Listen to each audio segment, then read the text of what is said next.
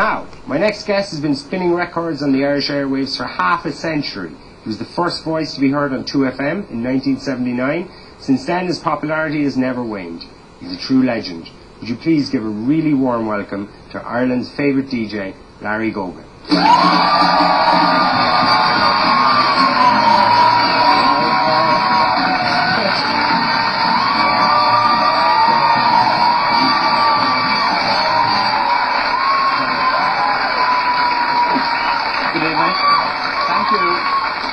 Very much.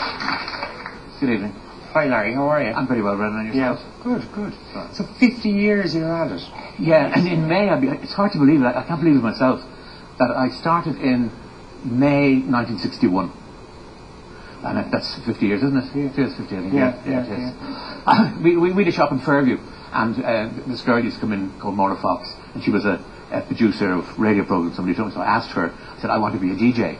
And I had been a boy actor before that. Had you? I had.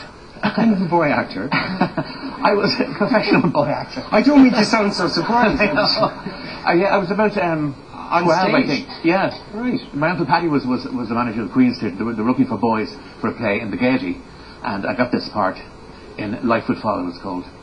And one of the jokes was that when all the boys came down the morning, they all had red hair. So the very first rehearsal I went to, they brought me down to Leon's, I think it was, in South East Street, and dyed my hair red. And when I came home, my mother said to me, what have they done to you? Look at your hair, it's red. But it was a joke for the thing. But it was really radio I wanted to be. Yeah. Maura sent me to Fred O'Donovan, David Anna Studios. He put me on to Bill O'Donovan, and he took me in hand, and he taught me almost everything I know about radio. So in those days it was as easy as that. A girl came into the shop, you asked her, and it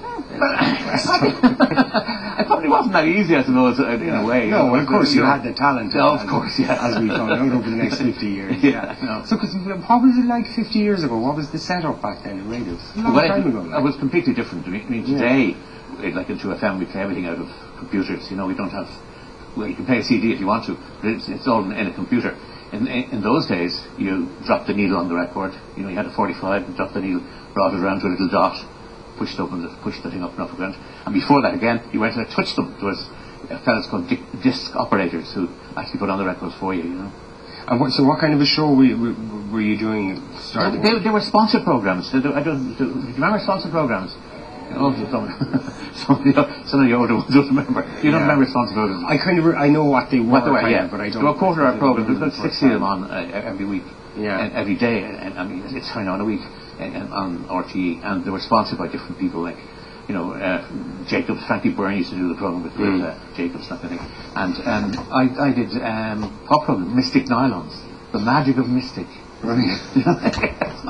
And what was the music around at that stage? Had rock and roll kind of penetrated Ireland? Well, it was just before the Beatles came in. Then it was the Beatles and the Rolling Stones and all the show bands. You know what I mean? Yeah. You know, Dickie Rock and Brendan Boyer and then Joe Dolan that came along, that kind of thing. That was the kind of music that was around at the time.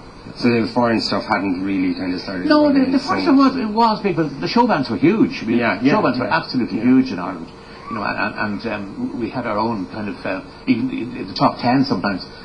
About half the records would be Irish. Would be Irish, yeah. And would they be covers of the American stuff? Yeah, Lefty's like Uncle Buck, and Dickie had a lot of some of the Elvis stuff and that kind of thing. They were mostly covers of American hits. So why would you need Elvis when you had Dickie? Why would you? Yeah. Right. And who were your kind of contemporaries around radio at that stage? Then who started out with you? Well, Gay was there before me.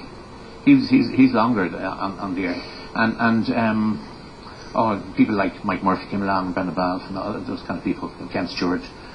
They were the kind of contemporaries around that time. Yeah, and Terry Wogan was he? He started the same day as I did in radio, actually. Yeah. Right. And come here, do you know the way Terry Wogan started the same day as you? And then I suppose your paths kind of diverged. Terry went off to England and, you know, became hugely successful. You stayed here and were hugely successful here. Did you ever get the call to go abroad? When I was married, I did a programme when Butch Moore sang for Ireland in the Eurovision. Yeah. He got his own, they got their own programme on Radio Luxembourg, and I was the DJ on it. And they asked me to go and work in Luxembourg. Luxembourg was a big thing at the time, Radio Luxembourg. And was Radio Luxembourg was actually in Luxembourg? It was in Luxembourg, yeah.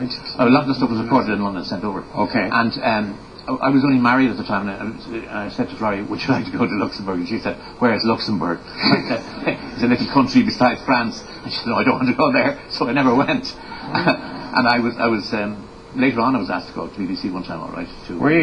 But at that time I had 5 kids, so I thought, no, to stay where I am, So I was happy here anyway. Yeah, you don't regret it all? No, not at all, not in the least. Really? So No. your 5 kids, Yeah. you don't blame them for the fact that you never had it. Well, no. Come here, Larry, you mentioned your wife, Florrie, there. Yeah. And I remember even when Florrie died, she said how long now? She'll be dead 9 years, would you believe, about 2 weeks' time. Yeah. Right. I remember reading at the time that everyone said you were such a close couple. You were kind of around the town together all the time. You went everywhere together. You were incredibly close, and that people said, "Geez, Larry will never get over this." But clearly, you got over it, and yeah, that's true. We were. I mean, I knew her from the time she was 15, I think. And we'd go with her. Yeah, we were 21 when we got married, and that kind of thing. So you grew up together. We grew up together. Yeah. Yeah. Yes. Breast cancer, she died from. Yeah. But you did kind of survive in life. Yeah, go on. You have to. Like you have to go on. You have to keep going. Yeah. And I think the great help of people in RG, I have to say, was incredible. And all the friends in 2FM, they really keep you going. There's no doubt about that. And come here, did you ever think of kind of that you might meet anyone else? You're still a young man. Yes, well, I never met her before, you see, like tonight.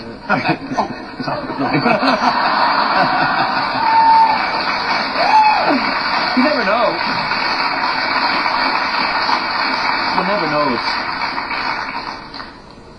Like just, a bit of company keeping that. Never say never. You never know what's going to happen. Yeah. I mean, you must get offers, do you? I mean, you're well known. You're well known. I'm sure you get a bit of fan mail and that, do you? And women want to look after you and all that kind of thing. Well, we had something special, I think, for myself, so I can't see myself going off again. But as I say, you never know, Really, yeah. That's lovely. So you think that because of the relationship you have with Florrie? I think so, yeah. I think it was kind of a special relationship, I can't see myself going off. I have lots of friends, all right, but... Yeah. But nobody special. Nobody special. Yes. Yes.